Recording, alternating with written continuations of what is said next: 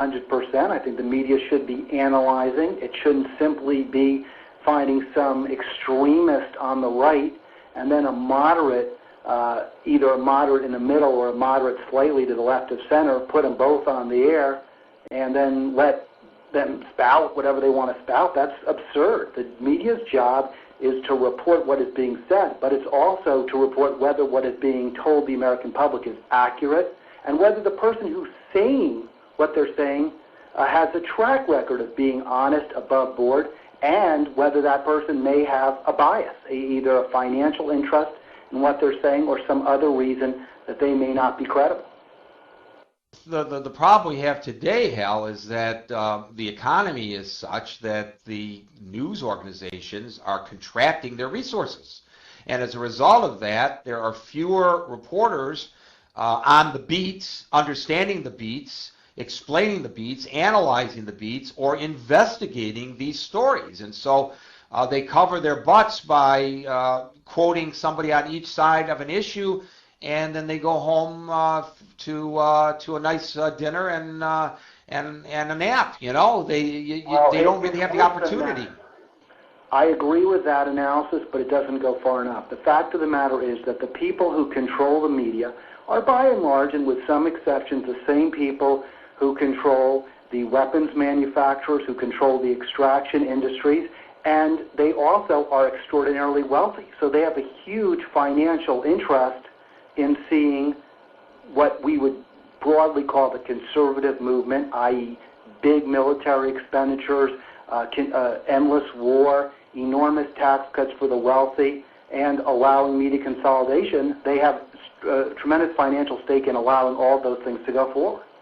But Hal Ginsberg, there are a lot of conservatives who consider the media the liberal media. They cite in particular. They say it is, and well, I just want to jump in real quick. I'll let you. I know it's your show, and I'm sorry to interrupt. You're absolutely correct. Many conservatives claim that the media is liberal, and I think that some of them do believe that because they're so divorced from reality that when the media, on occasion, as it does, and when we say the media, I guess we're talking about the network, CBS, ABC, NBC, CNN, where you worked, the New York Times, the Washington Post, when they do report stories straight, it invariably reflects the wisdom of the liberal movement, the progressive movement, and the lunacy of the conservative movement. So, of course, if they're ever honest, it would have a liberal bias.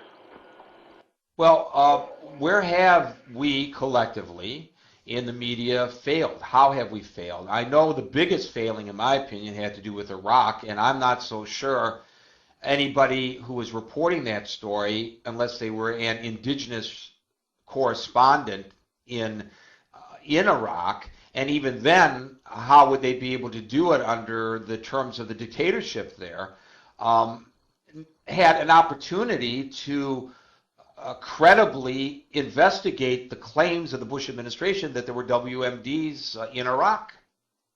Because that was the biggest failing of the media. Would you not agree in the past decade? Was enormous failing. Clearly, Iraq, perhaps the worst failing of all. And specific claims that we can get to, for example, the Bush claimed early and often, at least in terms of the way it used language, that the Iraq government, Saddam Hussein, was involved in 9/11, even though there was absolutely no evidence to support that theory, and there was plenty of reason to believe it was false. The Bush administration claimed that Saddam Hussein tried to purchase the yellow cake uranium in Niger, even though the man that was dispatched there, Joseph Wilson, said, no, it's not true. And when he said it's not true, they besmirched and smeared him. The Bush administration largely relied on a very unreliable source called Curveball for its claims that there was a viable nuclear weapons program in Iraq before we invaded that country. And again, it was demonstrated, the Germans and the French said, we cannot rely on this guy.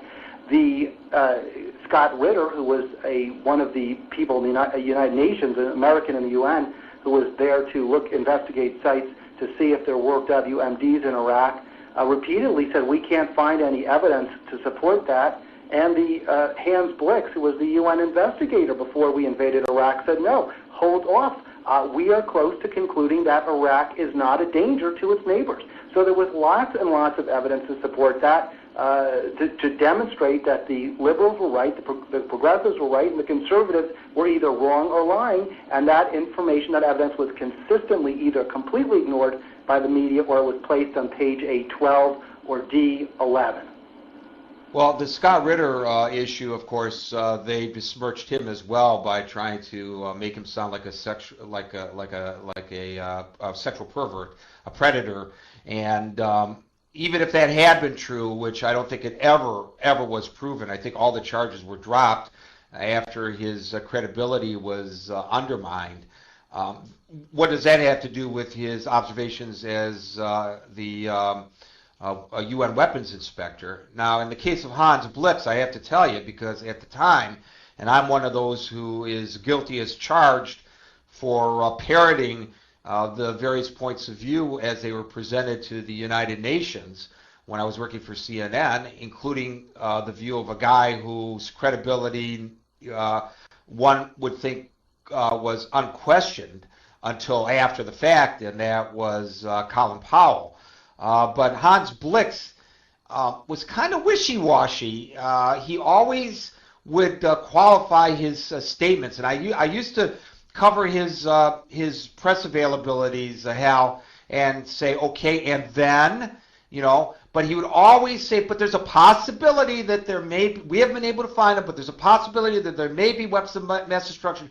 And I'm waiting for the guy to say, look, we have exhausted our searches, and we don't believe that they're WMDs. But he kept saying that there could be a shell game going on here with the by Saddam Hussein, a little three-card Monte that's preventing us to reach any conclusions. And it was really frustrating because it was obvious at that point, Hal, that it was tick-tock, tick-tock. We were getting very, very close to an invasion. And I'm going, come on, Mr. Blix, say it already and stop the invasion. And he neglected to do it. And I don't think there's been very much focus on his failing and how that contributed to what ultimately happened. Well, let's assume that, and I don't think you're inaccurate in the way you describe it. I would say that, as I recall, and I don't have the documentation in front of me, Blix made the statement in either late January or early February of 2003, the invasion took place in March of 2003, that he needed another month to just conclude that to make sure. As you point out, he did not conclude that there were no WMDs in Iraq, and he did not conclude there was no viable nuclear weapons program, but he also said, I need another month, and then I'll be able to give a definitive answer to that question. And at that point, the Bush administration said, get out. If you assume that the strongest evidence that there was a problem in Iraq was negative, i.e. we can't rule it out, that to me is a very, very good indictment, a very strong indictment of the Bush administration's decision to go to war. The guest is Hal Ginsberg. He is the owner and morning talk show host at KRXA in Monterey, California.